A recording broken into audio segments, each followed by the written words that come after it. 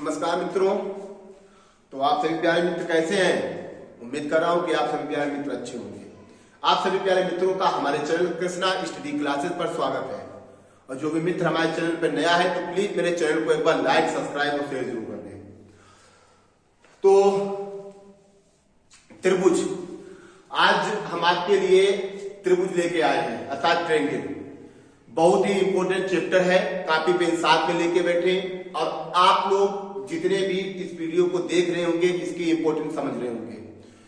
ये चैप्टर ऐसा है आपका, चाहे कंपटीशन लेवल का पेपर हो, 10th हो, 6 to 8 हो, 10 मतलब हर, अगर आप मैथ से पढ़ रहे हैं तो आपको ट्रायंगल बहुत ही आपको मतलब इंपॉर्टेंट चैप्टर है आपके लिए। तो सेशन बहुत इंपॉर्टेंट होने वाला है, तो प्लीज आप लोग वीडियो को पूरा जरूर देखें। तो देखिए त्रिभुज, सबसे पहले हम लोग देखेंगे त्रिभुज। त्रिभुज ट्रायंगल क्या होता है? तीन भुजाओं से घिरी आकृति को त्रिभुज कहते हैं अर्थात ट्रायंगल कहते हैं। त्रिभुज कहते हैं। कितने? तीन भुजाओं से घिरी आकृति को त्रिभुज कहते हैं। आप लोग समझते होंगे कि तीन भुजाएं अर्थात देखिए एक ऐसी आकृति जो तीन भुजाओं से घिरी हुई हो क्या कहलाती है? त्रिभुज कहलाती है। ठीक है, तो सबसे पहले तो आपके लिए ये रहा। उसके बाद हम लोग देखेंगे त्रिभुज चार प्रकार के होते हैं। चार प्रकार के होते हैं। ठीक है, तो हम लोग इसके प्रकार के बारे में पढ़ेंगे। ठीक है, कि त्रिभुज कितने प्रकार के होते हैं, त्रिभुज क्या है, हम लोग देख चुके हैं। ठीक है, तो देखिए त्रिभुज कितने प्रकार के? त्रिभुज चार प्रकार के हमारे होते हैं। नंबर 1 विषम बाहु त्रिभुज। विषम बाहु त्रिभुज। ठीक है, नंबर 2 पे आएगा सम द्विबाहु त्रिभुज। सम द्विबाहु त्रिभुज। नंबर 3 पर आएगा समबाहु त्रिभुज। समबाहु त्रिभुज।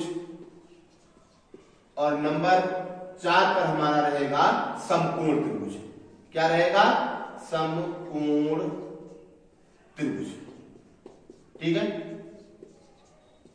तो त्रिभुज हमारा क्या है?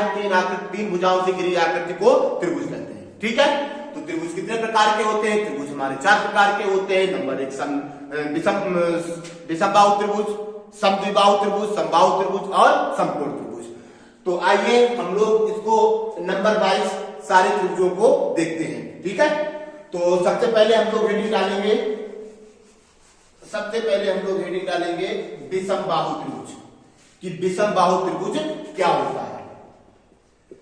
विषम और बाहु अर्थात जिस त्रिभुज की कोई भी भुजा एक समान ना हो, विषम बाहु त्रिभुज कहलाता है। देखिए जिस त्रिभुज की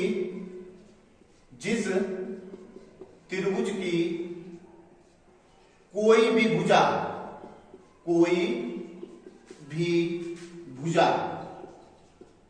एक माप की ना हो, एक जैसी ना हो, एक माप की ना हो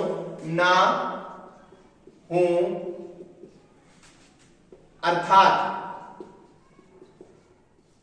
सभी अलग माप की हो, क्या कहलाएगा? विषम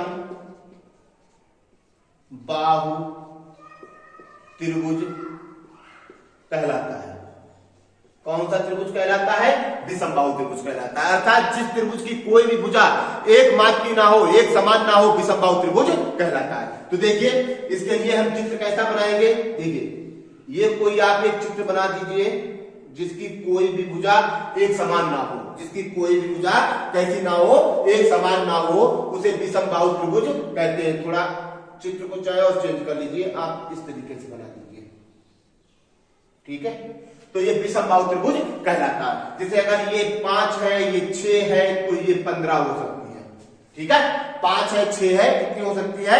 15 हो सकती है। ठीक है, अर्थात इसको हम क्या लिख सकते हैं? ए, बी और सी भी लिख सकते हैं। क्या लिख सकते हैं? ए, बी और सी।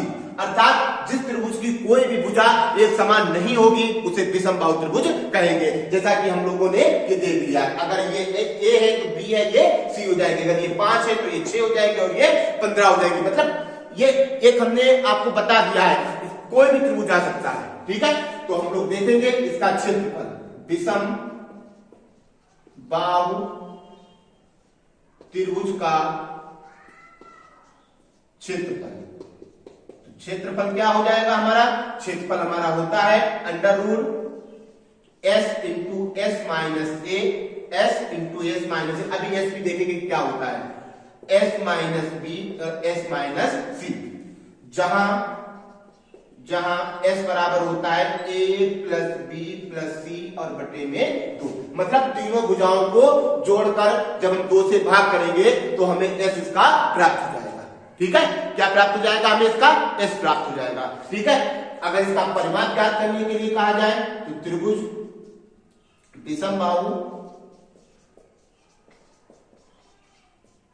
त्रिभुज का परिमाप, परि मतलब चारों तरफ की, माप मतलब मापना, तो क्या हो जाएगा? ए प्लस बी प्लस सी, अर्थात तीनों भुजाओं का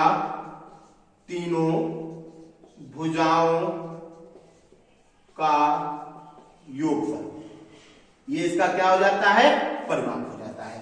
तो विषमबाहु त्रिभुज का क्षेत्रफल S into S minus A, S minus B, S minus C, जहां एस बराबर A plus B plus C बटे में 2। मतलब जब हमें एस निकालना होगा तो हम तीनों भुजाओं को जोड़कर क्या कर देंगे? 2 से भाग कर देंगे, तो हमारे यहां से क्या एस निकल के आ जाएगा। ठीक है, और अगर हमें इसका परिमाप ज्ञात करने के लिए कहा जाए तो त्रिभुज का परिमाप क्या होता है? किसी भी त्रिभुज का परिमाप अगर ज्ञात करने के लिए आपसे कह दिया जाए तो तीनों भुजाओं का क्या होता है? योगफल होता है। उम्मीद कर रहा हूं कि आपको विषमबाहु त्रिभुज का सूत्र वगैरह है आपको अच्छे से समझ में आ गए होंगे।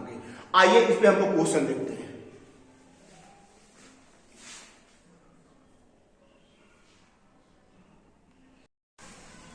देखिए आप लोग, विषमबाहु त्रिभुज में आप लोगों के लिए पहला क्वेश्चन हमसे कहा गया है, एक विषमबाहु त्रिभुज की तीनों भुजाएं क्रमशः 6 मीटर, 8 मीटर और 12 मीटर है, उस त्रिभुज का क्षेत्रफल ज्ञात कीजिए। तो देखिए